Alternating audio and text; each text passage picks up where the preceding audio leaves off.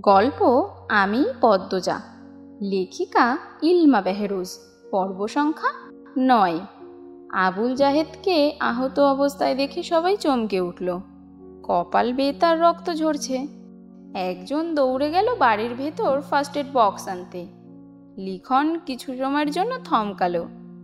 আবুল জাহেদের কপাল ব্যান্ডেজ করার পর তাকে একটা চেয়ারে বসতে দেওয়া হলো। হেমলতা লাঠিতে এক হাতের ভর দিয়ে স্বাভাবিকভাবে দাঁড়িয়ে আছেন। লিখন প্রশ্ন করল, কি হয়েছিল? আপনি ওনাকে আঘাত করলেন কেন? হেমলতা বললেন, এই অসভ্য লোক আজ 4 দিন ধরে মাঝরাতে এখানে ঘুরঘুর করে। তার উদ্দেশ্য খারাপ। লিখন আর চোখে পদ্মজাকে দেখল।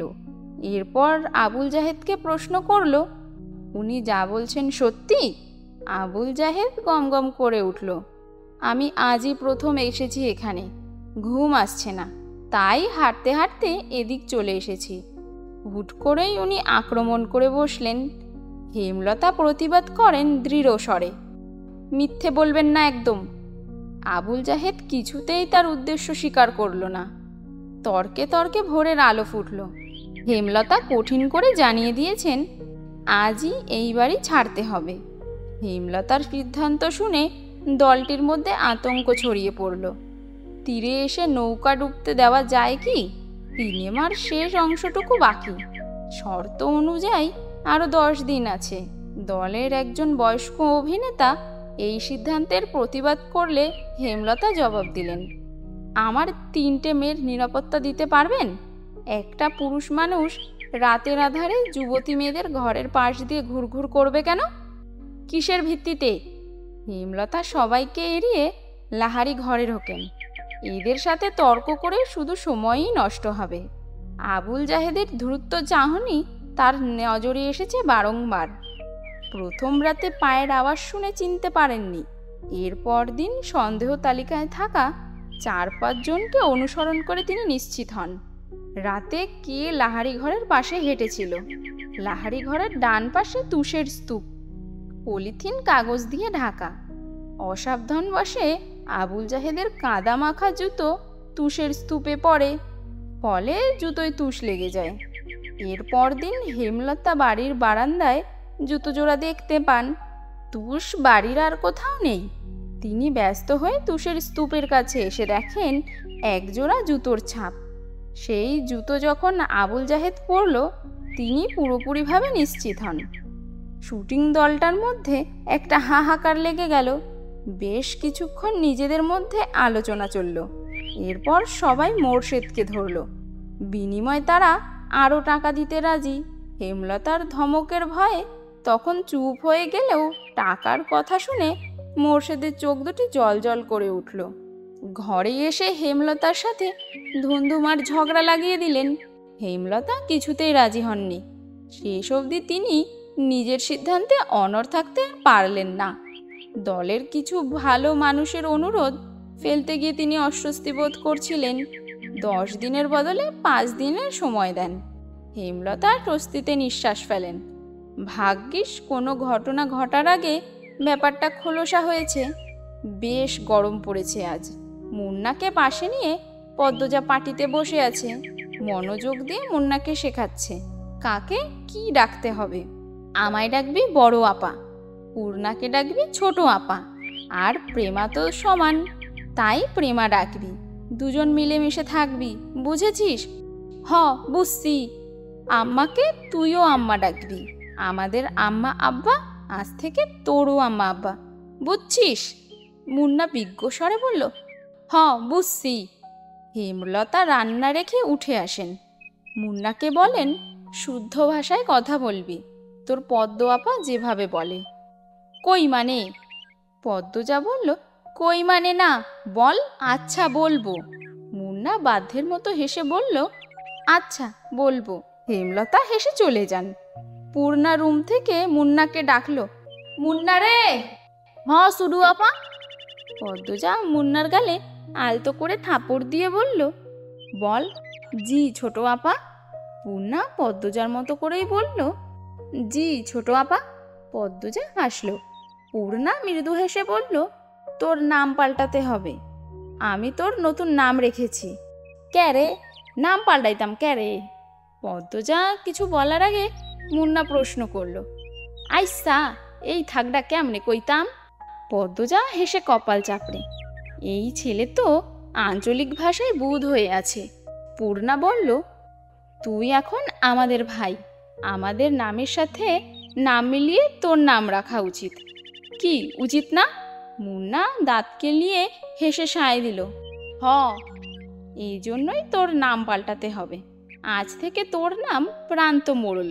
সবাইকে বলবি এটা, মনে থাকবে? হ, মনে রাখাম।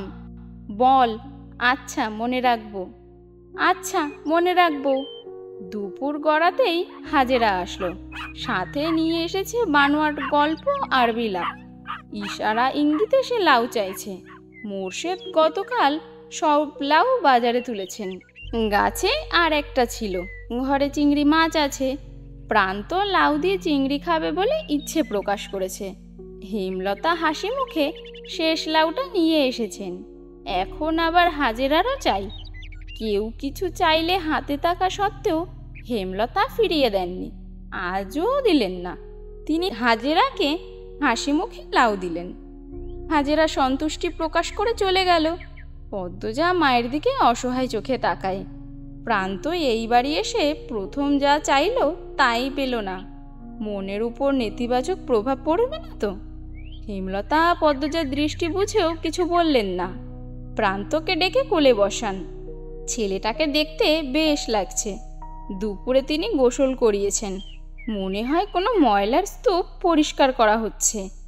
জন্মদাতার মৃত্যু প্রান্তের উপর বিন্দু প্রভাবও ফেলল না। এই জন্য কেউই অবাক হয়নি। বাপ ছেলে শুধু রাতেই একসাথে থাকা হতো। অনেক রাত প্রান্ত একাও থেকেছে। এইটুকু ছেলে কত রাত ভয় নিয়ে কাটিয়েছে। হেমলতা আদুরে কণ্ঠে বললেন, একটা গল্প শোনাই, শুনবি? হুনাও। পদ্মজা প্রান্তের ভাষার ভুল ধরিয়ে দিল। হুনাও না, বল শোনাও আম্মা। প্রান্ত মাথা কাত করে। এরপর হেমলতাকে বলল, শোনাও আম্মা। আম্মা ডাকটা শুনে হেমলতার বুক বিশুদ্ধ ভালো লাগায় ছেয়ে গেল। তিনি কণ্ঠে ভালোবাসা ঢেলে বললেন, আমাদের একদিন মরতে হবে, জানিস তো? হ। জান্নাত জাহান্নামের কথা কেউ কখনো বলেছে? প্রান্ত মাথা দুপাশে নাড়ালো। কেউ শোনায়নি। হেমলতা এমনটা সন্দেহ করেছিলেন। প্রান্ত এ সম্পর্কে জানে না। তিনি ধৈর্য নিয়ে সুন্দর করে জান্নাত জাহান্নামের বর্ণনা দিলেন। জান্নাতের বর্ণনা শুনে প্রান্তের চোখ দুটো জলজল করে উঠল। প্রশ্ন করলো হাজারটা। হেমলতাকে জানায় সে জান্নাতেই যেতে চায়, জাহান্নামে যেতে চায় না। হেমলতা বললেন, আচ্ছা এখন গল্পটা বলি, মন দিয়ে শুনবি। প্রান্ত মাথা কাত করে হ্যাঁ সূচক সম্মতি দিল। হেমলতা বলতে শুরু করেন, একজন মহিলা একা থাকতো বাড়িতে। না, দুটি ছেলে মেয়ে আছে, খুব ছোট ছোট, খুব অভাব তাদের। ছোট একটা জায়গায় মাটির ঘর। ঘরের সামনে শখ করে একটা লাউ চারা লাগায়। লাউ গাছ বড় হয়, লাউ পাতা হয় অনেক। এই লাউ পাতা দিয়ে দিন চলে তার। কখনো সিদ্ধ করে খায়, আর কখনো নুন মরিচ পেলে শাক রেঁধে খায়। তো একদিন এক ভিক্ষুক মহিলা আসলো। ভিক্ষুক মহিলাটি খায় না 2 দিন ধরে। লাউ গাছে লাউ পাতা দেখে খেতে ইচ্ছে করে। লাউ গাছের মালিক যে মহিলাটি, তাকে ভিক্ষুক বলে লাউ পাতা দিতে, রেঁধে খাবে। খুব অনুনয় করে বলে। মহিলাটির মায়া হয়। ভিক্ষুক মহিলাকে কথা শোনাতে শোনাতে কয়েকটা লাউ পাতা ছিঁড়ে দেয়। তার কয়দিন পর লাউ গাছের মালিক যিনি, তিনি মারা গেলেন। গ্রামবাসী সহ মসজিদের ইমাম মিলে দাফন করেন। বুঝেছিস তো প্রান্ত? হ। প্রান্ত মনোযোগ দিয়ে শুনছে। সে খুবই মনোযোগী শ্রোতা। হেমলতা বাকিটা শুরু করলেন। গ্রামের ইমাম একদিন স্বপ্ন দেখেন, যে মহিলাটিকে তিনি দাফন করেছেন তার চারপাশে দাউ দাউ করে আগুন জ্বলছে, কিন্তু তার গায়ে আঁচ অবধি লাগছে না। মহিলাটিকে ঘিরে রেখেছে লাউ পাতা, যার কারণে আগুন ছুঁতে পারছে না। ওই যে তিনি একজন ভিক্ষুককে নিজের একবেলার খাবারের লাউ পাতা দান করেছিলেন, সেই লাউ পাতা তাকে কবরের শাস্তি থেকে বাঁচাচ্ছে। জাহান্নাম থেকে বাঁচাতে আমাদের অনেক ইবাদত করা উচিত, তার মধ্যে একটি হলো দান। সামর্থ্য অনুযায়ী দান করা উচিত, কাউকে ফিরিয়ে দেওয়া উচিত না। বোঝা গেছে? বুঝছি, আমি দান করাম। করবি, অনেক বড় হবি জীবনে, আর অনেক দান খয়রাত করবি। আচ্ছা প্রান্ত, এখন যদি কোনো অভাবী এসে বলে তোর লাউটা দিতে, তুই কি করবি? প্রান্ত গম্ভীর হয়ে ভাবে, এরপর বলে, দিয়ে দিতাম। একটু আগে একজন মহিলা আসছিল না, দেখেছিস তো? দেখছি। সে খুব গরিব, বাড়িতে ছোট্ট একটা বাচ্চা আছে। এসে বলল লাউ দিতে, তাই তোর লাউটা দিয়ে দিয়েছি। এই জন্য কি তুই মন খারাপ করবি? লাউটা তুমি দিছো, তাইলে তোমারে আগুন থেকে বাঁচাবে লাউটা আমি দিলেও তোর জন্য ছিল। তুই এখন খুশি মনে মেনে নিলে লাউটা তোকে আগুন থেকে বাঁচাবে। হেমলতার কথাই প্রান্ত খুশি হয়। এরপর মুখ গম্ভীর করে প্রশ্ন করল, একটা লাউ কেমনে বাঁচাইবো আমারে? প্রান্তর নিষ্পাপ কণ্ঠে প্রশ্ন শুনে হেমলতা, পদ্মজা পূর্ণা হেসে উঠল। পদ্মজা বলল, কয়টা পাতা অনেকগুলো হয়ে মহিলাটিকে বাঁচিয়েছিলেন, তেমন একটা লাউ অনেকগুলো হয়ে তোকেও বাঁচাবে। প্রান্ত একটার পর একটা প্রশ্ন করেই যাচ্ছে, হেমলতা হেসে হেসে তার উত্তর দিচ্ছেন। পদ্মজার হুট করেই প্রান্তর থেকে চোখ সরে হেমলতার উপর পড়ে। মা হাসলে সন্তানদের বুকে যে আনন্দের ঢেউ ওঠে তা কি জানেন? পদ্মজার আদর্শ তার মা, সে তার মায়ের মতোই হতে চায়। 5 দিন শেষ, শুটিং দলের মধ্যে খুব ব্যস্ততা, সব কিছু গোছানো হচ্ছে। 5 দিনে তাড়াহুড়ো করে শুট শেষ করা হয়েছে। লিখন উঠোনে চেয়ার নিয়ে বসে আছে। চিত্রা এসে তার পাশে বসলো, কাশির মতো শব্দ করলো লিখনের মনোযোগ পেতে। লিখা তাকালো, লান মুখে প্রশ্ন করলো, সব গুছানো শেষ? শেষ। তুমি তো কিছুই গোছাওনি। বিকেলে রওনা দেব, আমার আর কি আছে গোছানোর, দুপুরেই শেষ করে ফেলবো।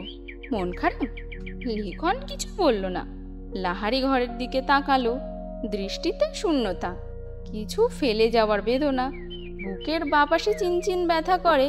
চিত্রা হাতে ঘড়ি পড়তে পড়তে বলল, ছোট বোনের সমান বলে ঠোঁট বাঁকিয়েছিলে, এখন তারই প্রেমে পড়লে? লিখন কিছু বলল না, দীর্ঘ নিঃশ্বাস ছাড়ল। চিত্রা বলল, পদ্মজা কিন্তু অনেক বড়ই, আগামী মাসে ওর 17 হবে শুনছি। এই গ্রামে 17 বছর বয়সী অবিবাহিত মেয়ে হাতে গোনা কয়েকটা। পদ্মজা শ্রেণীর বেশিরভাগ মেয়েই বিবাহিত, আর খুব কম মেয়েই পড়ে। চিত্রার কথা আগ্রহ করে লিখন বলল, তোমার বিয়েটা কবে হচ্ছে? বছরের শেষ দিকে, সব ঠিকঠাক থাকলে আর ভগবান চাইলে। কিছুক্ষণের মধ্যে সব ঢাকা রওনা দেবে। হেমলতা মোর্শেদ বিদায় দিতে এসেছেন। দলের 3-4 জনের চরিত্রে সমস্যা থাকলেও বাকিরা খুবই ভালো।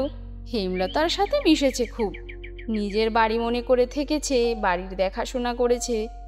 লিখন হেমলতার আড়ালে একটি সাহসিকতার কাজ করে ফেলল। ব্যস্ত পায়ে লাহারি ঘরে আসলো। বারান্দায় বসেছিল পদ্মজা। লিখনকে দেখে ভয় বুক কেঁপে উঠল। পদ্মজাকে কিছু বলতে দিল না লিখন।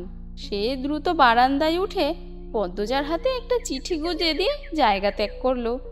পদ্মজা অনবরত কাঁপতে থাকে। পূর্ণা চৌকি থেকে ব্যাপারটা খেয়াল করেছে। সে হতভম্ব, ধীর পায়ে হেঁটে আসে। পদ্মজার সারা শরীর বেয়ে ঘাম ছুটেছে। হিতাহিত জ্ঞান শূন্য হয়ে পড়ে, হাত থেকে চিঠি পড়ে যায়। পূর্ণা কুড়িয়ে নিল। পদ্মজার গলা শুকিয়ে কাঠ। হেমলতা এসে দেখেন পদ্মজা হাঁটুতে থুতনি ঠেকিয়ে বসে আছে, কেমন দেখাচ্ছে যেন। তিনি উদ্বিগ্ন হয়ে প্রশ্ন করলেন, পদ্ম, শরীর খারাপ? মায়ের কণ্ঠ শুনে পদ্মজা ভয় পেল। বাতাসে অস্বস্তি, নিঃশ্বাসে অস্বস্তি, চোখ দুটি স্থির রাখা যাচ্ছে না, নিঃশ্বাস এলোমেলো। পূর্ণা পরিস্থিতি সামলাতে বলল, আম্মা, আপার মাথা ব্যথা। হুট করে এমন মাথা ব্যথা উঠল কেন? পদ্মরে খুব ব্যথা? পদ্মজা অসহায় চোখে পূর্ণার দিকে তাকালো। আকস্মিক ঘটনায় সে ভেঙে পড়েছে, হাত পা অনবরত কাঁপছে। হেমলতা তীক্ষ্ণ চোখে 2 মেয়েকেই দেখেন, কঠিন স্বরে প্রশ্ন করেন, কি লুকোচ্ছিস দুজন? কেউ এসেছিল? মায়ের প্রশ্নে পদ্মজার চেয়ে পূর্ণা বেশি ভয় পেল। হাতের চিঠিটা আরো শক্ত করে চেপে ধরল। কি লেখা আছে না পড়ে এই চিঠি হাতছাড়া করবে না সে।